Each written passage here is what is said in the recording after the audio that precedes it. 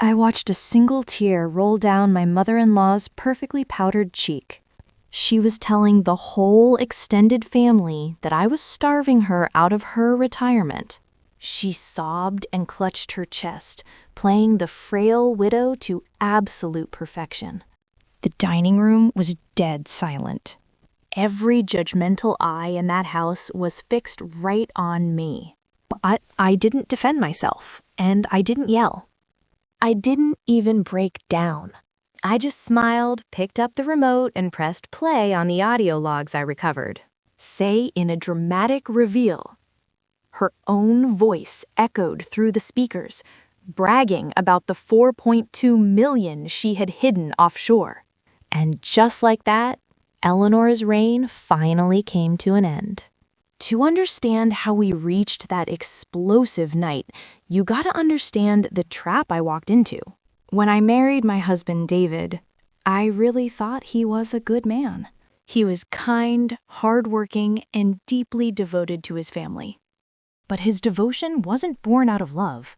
It was born out of a suffocating guilt, carefully cultivated by his mother, Eleanor. She commanded a room, not with authority, but with weaponized fragility. She was an absolute master of the victim narrative. When David's dad passed away, Eleanor claimed she was left with absolutely nothing. She told David she was facing the terrifying reality of living on the streets. So, being the dutiful son, David drained his own savings to keep her afloat. When we got married, I brought my own assets into the relationship. I had a great career in marketing, and I actually owned our 4-bedroom house outright. I was incredibly proud of the life I had built for us. I just wanted to create a safe, stable foundation for the family we were planning. For the first 2 years of our marriage, things were actually pretty peaceful. Eleanor lived across town, and even though we paid her rent, she kept her distance. But then, the mysterious illnesses began. It started out with these super vague complaints. A little chronic fatigue here, some joint pain there. Nothing you could ever really prove.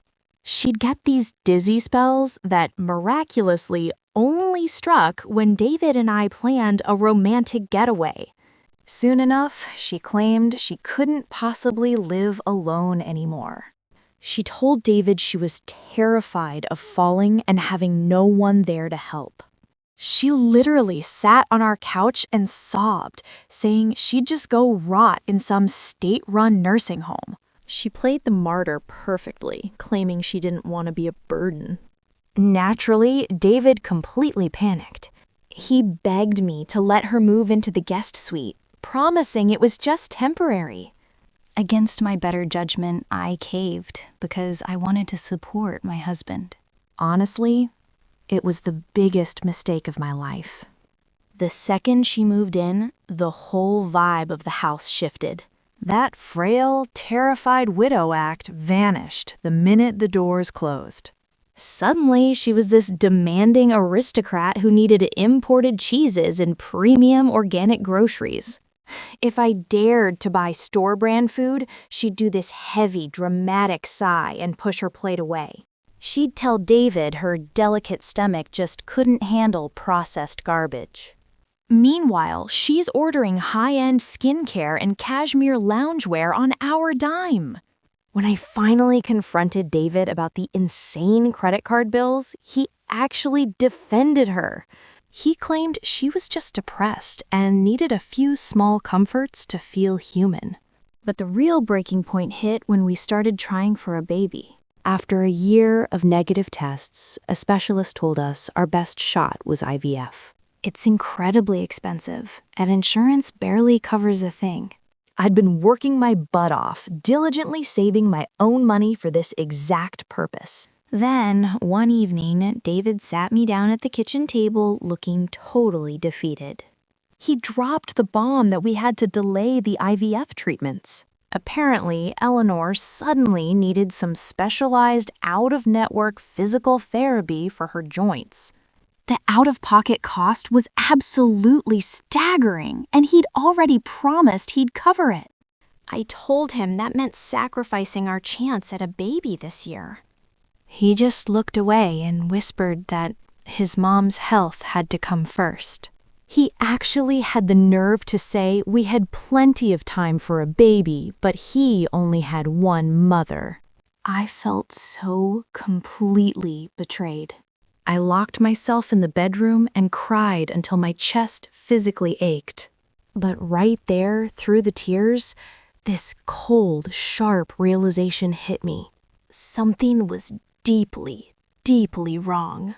Eleanor wasn't acting like a sick, destitute widow. She was acting like a woman who was entirely in control of the board. She'd go to these so-called physical therapy sessions, right? But she never came back looking tired or sore. Instead, she'd walk in smelling like high-end salon shampoo with a fresh manicure. That's when I really started watching her. I noticed that whenever her phone rang, she'd slip out onto the back patio, and she'd always lock the glass door right behind her. She made absolutely sure nobody could hear a word she was saying. Pretty sketchy behavior for a frail widow with nothing to hide, don't you think? Then there was the mail. She started getting these thick, heavy envelopes from some financial firm in Geneva. If I was anywhere near the front door, she'd practically sprint to snatch them out of the box. She guarded those letters like her life depended on it. The real turning point happened on a rainy Tuesday. Eleanor had just upgraded to the newest iPhone, which David paid for, of course. She casually tossed her old, cracked tablet right into the kitchen trash. She complained the battery was completely dead and it was useless. I still don't know exactly what compelled me to do it, but the second she left for one of her mysterious appointments, I went straight to the kitchen. I reached right into the trash and fished that cracked tablet out. My gut was screaming that I needed to see what was on it. I took the thing straight to my home office. I shoved it deep inside my bottom desk drawer where nobody would look. I knew I couldn't let David or Eleanor catch me with it. Honestly, it felt like I was hiding a ticking time bomb.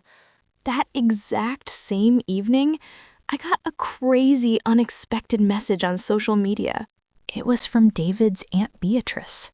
She's Eleanor's younger sister, but she got cut out of the family like a decade ago. The message just said, "If you want to know the truth about the money, meet me for coffee." My heart was pounding out of my chest. I didn't breathe a word of this to David. The next day, I drove out to this quiet little cafe on the edge of town. Aunt Beatrice was sitting there, looking sharp and elegant, totally unlike the monster Eleanor made her out to be. We slid into a corner booth, and she just handed me this plain manila folder. I opened it up, and it was packed with old financial documents. There were wire transfers and life insurance payouts from the year David's dad died. Just looking at the sheer volume of paperwork made my head spin. Beatrice looked me dead in the eye and dropped the bomb.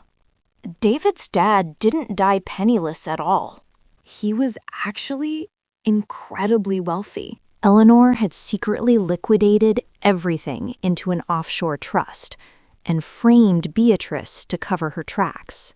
Beatrice told me that Eleanor had millions of dollars stashed away. Her entire poverty act was a calculated performance. She did it to ensure David remained entirely dependent on her, financially and emotionally. She wanted to make sure he would never abandon her. I sat there, staring at the papers, feeling the world tilt on its axis. My husband had drained our savings and sacrificed our future child. He strained our marriage to the breaking point, all to support a woman who was richer than we would ever be. She was intentionally bleeding us dry just to maintain absolute control over his life. I drove home with a dangerous kind of calm settling over me. I didn't want to just confront her. Confronting a narcissist is useless. They'll gaslight, deny, and spin the story to make you look crazy. I needed undeniable, bulletproof proof. I needed a weapon. I took the cracked tablet I had rescued from the trash to my closest friend, Maya. Maya works as a forensic data analyst for a corporate law firm. She's brilliant, fiercely loyal, and effortlessly cool. She's the exact kind of secret ally you want when your life is falling apart. I explained the situation to her. I told her everything Eleanor had done to us. Maya just looked at the tablet, and her eyes lit up with a terrifying professional excitement. She was more than ready to tear Eleanor's digital life apart. Over the weekend, David and Eleanor went to visit extended family. That gave Maya the perfect window to get to work. She bypassed the broken screen and connected the tablet to her specialized software. She started digging deep into the device's hidden files. Maya cracked Eleanor's local storage, and what we found was a gold mine. Eleanor was old school and hated typing on small screens. Instead, she used a voice-to-text app to draft her emails and record voice memos. Because she wasn't tech-savvy, she had no idea that deleting the app didn't delete the audio files. Maya and I sat in her dimly lit home office, drinking black coffee.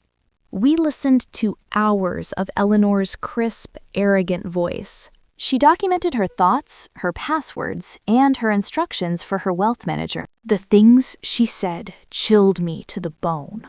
We found audio drafts of emails to her financial advisor in the Cayman Islands. She was casually discussing the yields on her $4.2 million portfolio. We even found recordings of her complaining about the tax implications of moving large sums of money. It was all right there, undeniable proof of her hidden wealth. But the worst part wasn't the money. The worst part was how she spoke about us. We found a voice memo dated just a week after David and I canceled our IVF treatments. Eleanor was dictating a journal entry, and her voice was dripping with smug satisfaction. She was actively celebrating the death of my dream of becoming a mother. Hearing another woman actively celebrate the death of my dream of becoming a mother, it triggered something deep and primal inside me. The sadness vanished, burned away by a cold, brilliant fury. I didn't just want her out of my house. I wanted to destroy the false idol she had created. Maya helped me compile the audio files, enhancing the sound quality and organizing them by date. We worked through the night, turning Eleanor's own arrogant words into a weapon. I wanted every single person who had judged me to see the truth.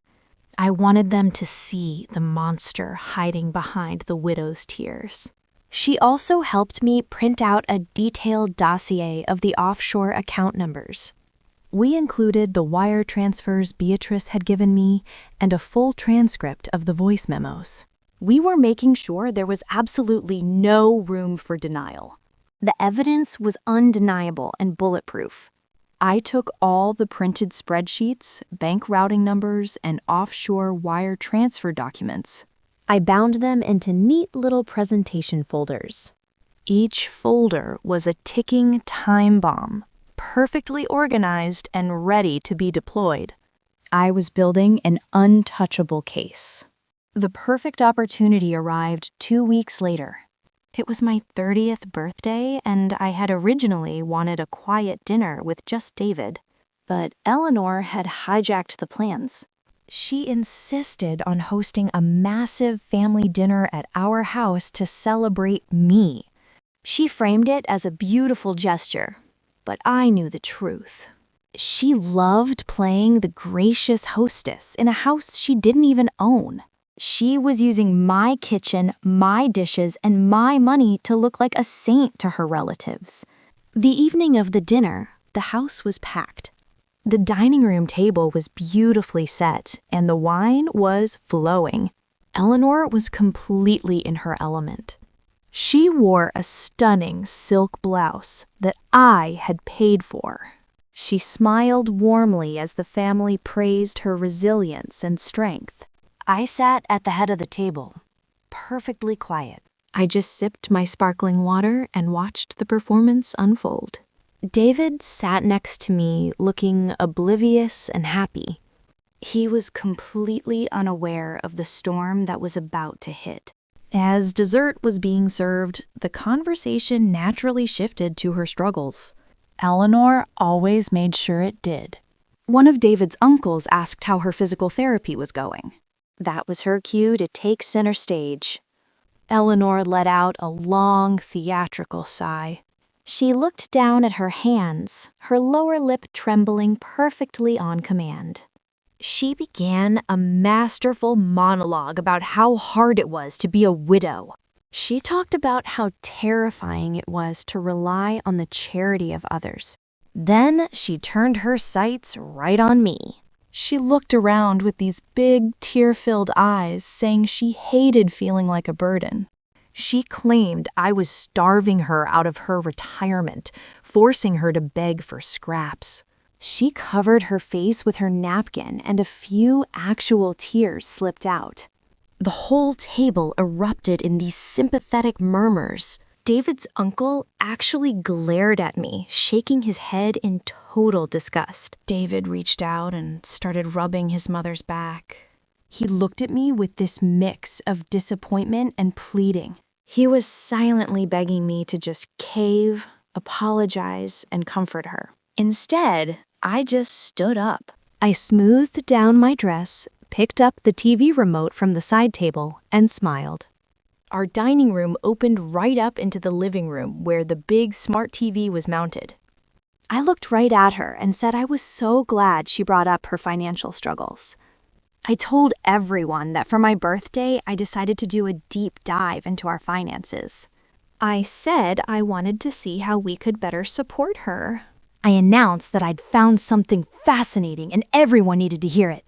Before anyone could even blink, I pressed a button on my phone.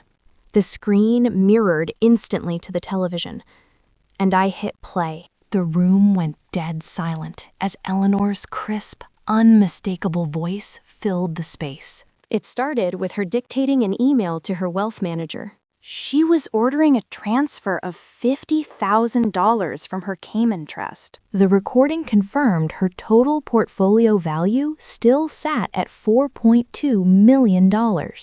Eleanor's head snapped up and the napkin fell right out of her hands. All the color drained from her face, leaving her looking like an absolute ghost. I didn't stop there. I skipped right to the next track. Her smug, cruel voice echoed off the walls, reading from her journal. She was bragging about how beautifully easy David was to manipulate. I watched David as the audio played. He was completely frozen, his fork just suspended halfway to his mouth. His eyes were wide with shock, darting between the TV and his mother as his whole reality shattered. The recording kept going, and it got even worse. She actually said she wanted me to think I was barren just to keep me humble. I hit pause, and the silence in that room was absolutely deafening. Nobody moved a muscle. Then Eleanor suddenly scrambled to her feet, her chair scraping hard against the floor. She was hyperventilating, pointing the shaking finger right at the TV. She completely lost it, screaming that the whole thing was fake. She actually tried to tell everyone I used AI to clone her voice. She was just desperately flailing, trying to make me look like the villain. I didn't even bother arguing with her. I just reached under my chair and pulled out the stack of folders Maya and I put together. I had the hard proof right there in my hands. I walked around the table, handing them out to her stunned relatives. I gave one to David's uncle, one to his cousins, and then I dropped the last one right onto David's plate. I looked right at him and laid it all out. I told him those were the offshore wire transfers and the real life insurance payouts.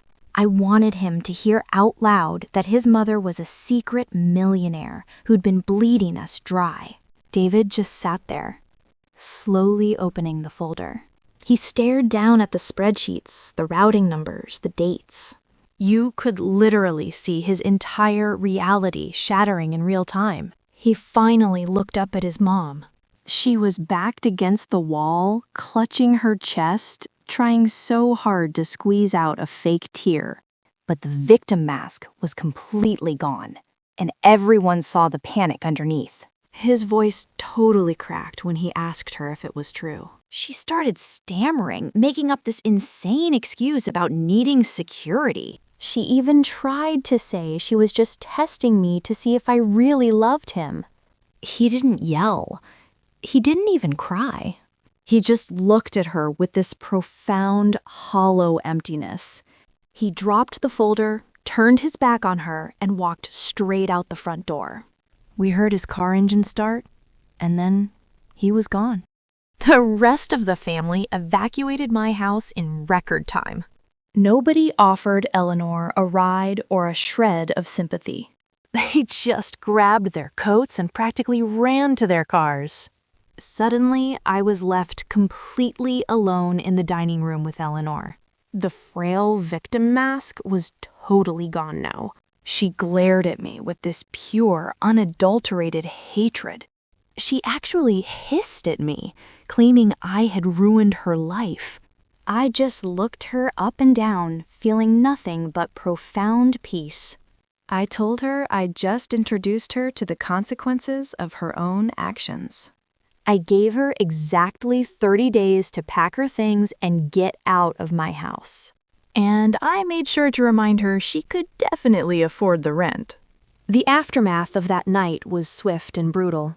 David ended up staying at a cheap hotel for a week. He was completely broken by the realization that his entire adult life was a lie. The woman he trusted most had intentionally sabotaged his future just to keep him trapped. When he finally came back to the house, he practically begged for my forgiveness. He cried, he apologized, and he promised he'd cut his mother off forever. He kept saying we could finally start our IVF journey and rebuild everything. He was desperate to fix it. But as I looked at him, I realized something deeply tragic. I just didn't love him anymore. The trust was completely gone. He had let his mother disrespect me and drain our finances because it was easier than standing up to her. He chose his own comfort over my safety. A man who can't protect you from his own family isn't a partner. He's just a liability. So I handed David divorce papers the very next week. Since the house was entirely in my name, it stayed mine. I kept my savings, my career, and most importantly, my peace. David was forced to move into a tiny, cramped apartment. He spends his days navigating this messy legal battle with his mother over the stolen inheritance. His whole life just became a stressful cycle of court dates and heavy regret. As for Eleanor, she was completely ostracized by the entire extended family. She retreated to a high-end luxury condo across town. She finally had all her millions to herself, but she was entirely alone. All that hoarded wealth couldn't buy her a single visitor. I recently started the IVF process on my own terms. I'm building a life that is entirely mine, free from all that toxic manipulation. I learned the greatest revenge isn't destroying someone else. It's walking away and just thriving. As we close the pages on tonight's story, it's time to reflect on what we've learned. Here are 3 lessons from Karma's diary. Lesson 1. Never set yourself on fire to keep someone else warm. Toxic people will gladly watch you burn to the ground if it means they get to stay comfortable. Your financial security and your future are not bargaining chips. You should never have to sacrifice them to prove your love or loyalty to anyone. Lesson 2. A partner who refuses to protect you from their family is not protecting the peace. They're actively choosing the side of the abuser. You deserve a partner who stands as a shield in front of you. not one who offers you up as a sacrifice just to keep their own life easy. Lesson 3. Documentation is a woman's best friend. When dealing with a narcissist, your words will always be twisted, and your emotions will be weaponized against you. Do not argue. Do not scream. Gather your evidence in silence, build an untouchable case, and let the facts do the talking. Because at the end of the day, the truth doesn't need to yell to be heard. It speaks for itself. Thank you for opening the diary with me today. I hope this story helps someone out there who needs to hear it. Remember your worth and protect your peace. And never be afraid to step back and let karma do its work. Stay strong, and until next time. A lot of people have asked me what happened after that night. The truth is, the fallout was swift, and it was absolutely brutal. David's currently living in this cramped one-bedroom apartment. He spends most of his time navigating a messy, endless legal battle with his own mother over that stolen inheritance. As for Eleanor, she got exactly what she wanted. She's sitting on millions in a cold luxury condo, but she is completely and utterly alone. Maya and I are closer than ever. She actually got a massive promotion at her firm, and we still get together for coffee to celebrate our little victories.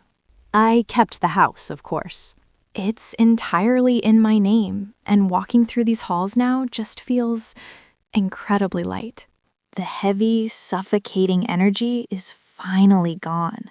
I also decided to stop waiting around for the perfect time to start a family. I recently began the IVF process on my own terms, using an anonymous donor. Say Eleanor's old guest room?